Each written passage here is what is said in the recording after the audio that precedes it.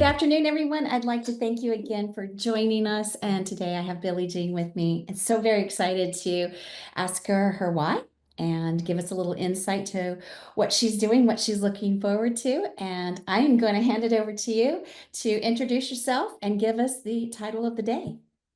Great. Thank you, Gina. It's a pleasure to be here. My name's Billie Jean Mounts, and I'm the Chief Revenue Officer for Bon Secours Mercy Health. I've been here for about 9 years, and my areas of responsibility are revenue cycle, government reimbursement, and then managed care operations. So, work really closely with our managed care team to implement contracts with our payers and hold them accountable to pay our claims timely Timely. and And correctly. correctly. Yes, exactly, exactly. So, did you come out of college and say, I'm going to get my MBA and I want to be in revenue cycle. I want to do this, and this is where I want to work. So, give us how you got to where you're at now. Yeah, so I had actually an internship in college between my junior and senior year. I worked for a nursing home company called Mariner Healthcare, and they owned about 110 nursing home facilities all over the country. Worked in their treasury department doing bank reconciliations. But I got exposure to, patient transactions, and also working in, for a corporate, in a corporate setting, with multiple facilities. And so was just fascinated by the work and the experience that I gained there. I did such a great job that they offered me a job going. And so my senior year of school, I worked full time Wow. at that job and went to college to get my degree. And so it started me in healthcare that early and went on to do, several different things. So I didn't know I would be in revenue cycle, but I have always been in healthcare from the very beginning. Yes, you have. Take us a little of that senior stress away, doesn't it? Yes. And where'd you go to college? So Bryant University, which is in Smithfield, Rhode Island, right outside of Oh, Providence. okay. And why did you choose that college? So I had one of my teachers in high school was an alumni from that school.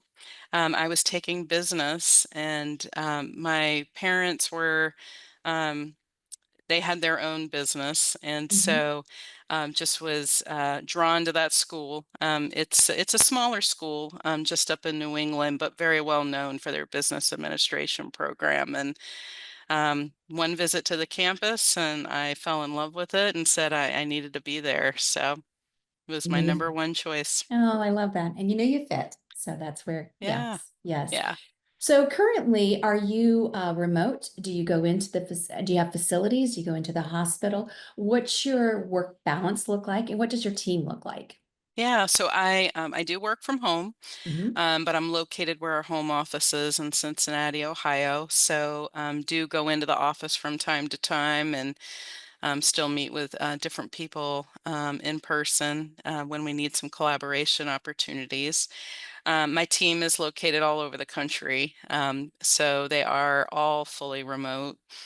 And but we do try to get together in person at least 2 times a year.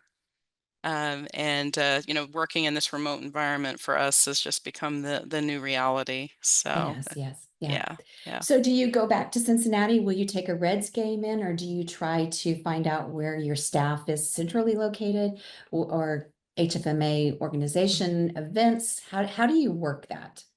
Yeah, a lot of times because our home office is here, Mhm. it's easier, to bring people to Cincinnati. But we do try to rotate into where our other markets are. So we have facilities in Ohio, Virginia, Kentucky, and South Carolina. And so where it makes sense to go on site at one of our hospital locations, we'll have a meeting there. And it helps us stay grounded in our mission and why we're all here. Which is great. So how many direct reports do you have now in regards to the three divisions? Yeah, so I have 6 in total. Okay. and each have different functional areas that they're responsible for across those areas. Yes. So we had talked about when you and I had chatted in the last couple of weeks, we had talked about, what we look forward to and what you're seeing, and particularly not only in managed care, but in healthcare revenue cycle management. What are you looking forward to? What are you enjoying? What do you want to see?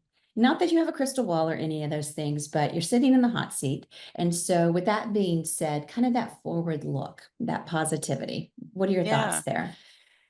Yeah, I think, revenue cycle, there's always ways to improve Hmm. process, and the landscape is changing all the time.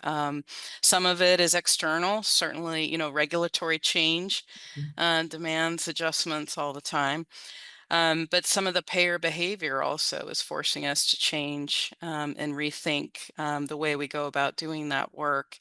And so, looking for those, collaboration opportunities, having willing partnership from our clinical and administrative areas to want to tackle those issues that we're seeing on the revenue cycle side.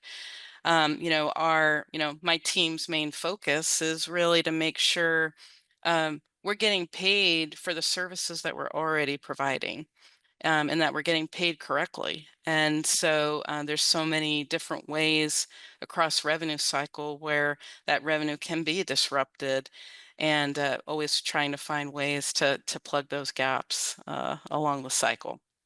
I agree. Do you, were you astonished by any of the new technology? Has some of it kind of caught you off guard and said, wow, this is really fantastic? Yeah, I tell you, one of the areas I'm most interested in is the agentic AI.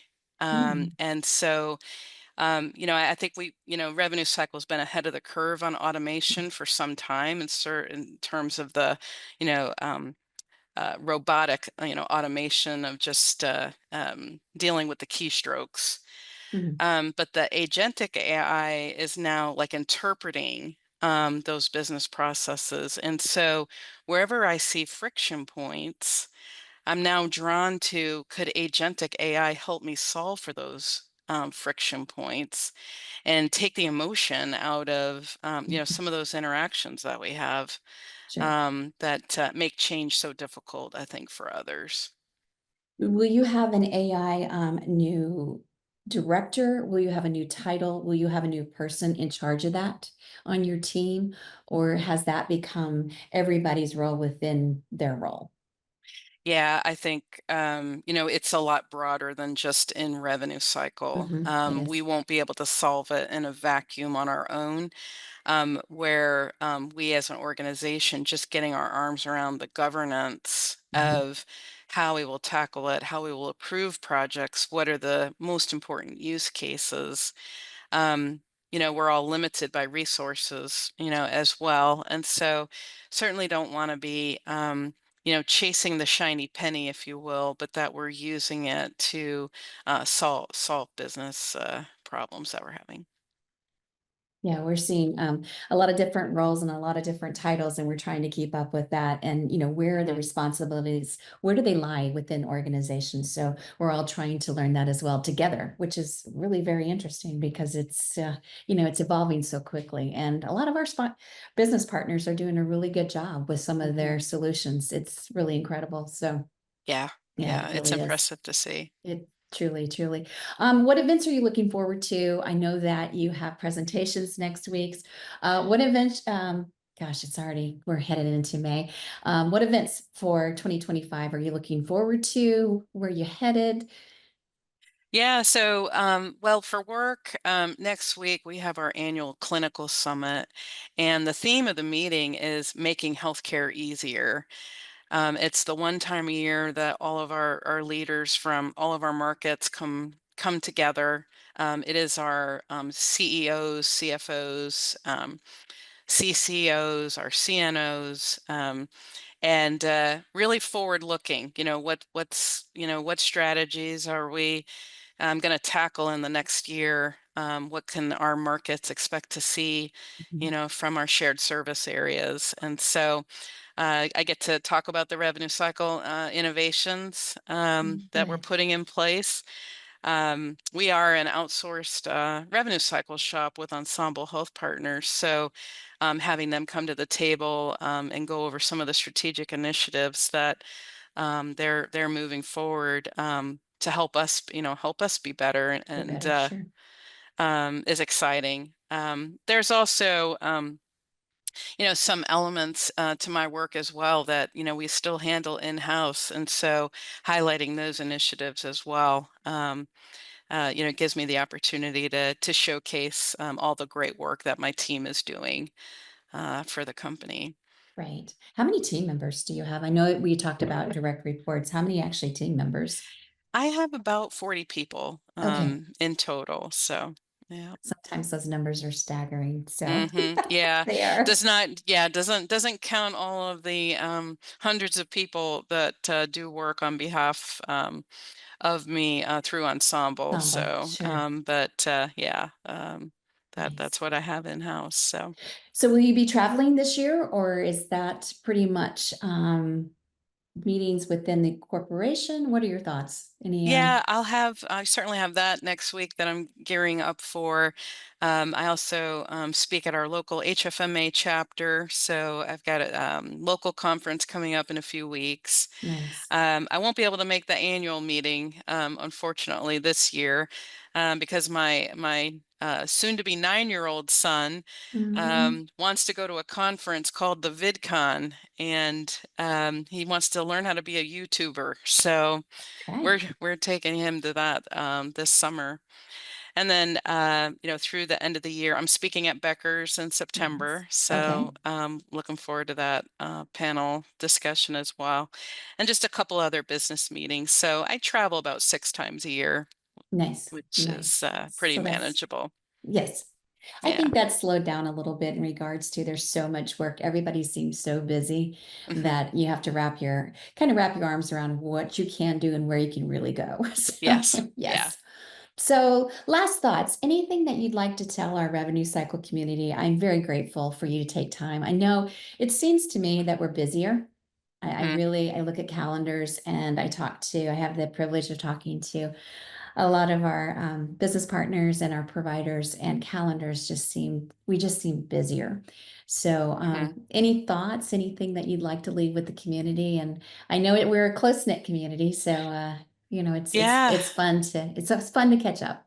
It is, and calendars are extremely challenging, and I'm embarrassed to say that I keep canceling people. I will reschedule. I will Hmm. put a vendor partner off. Maybe two, maybe three times, maybe four times before that connection is made, and it's not personal. It's just. No, It is the reality of, like, you being a slave to the calendar. So I would just say, people need to, I think, give a little grace on both sides and be understanding of all the challenges I think that we face. I had this one example just in the last couple weeks, and it was like, I don't have time to talk to you. Yes, we're going to move forward, but I can't, like, for 4 weeks, and don't talk to me until then.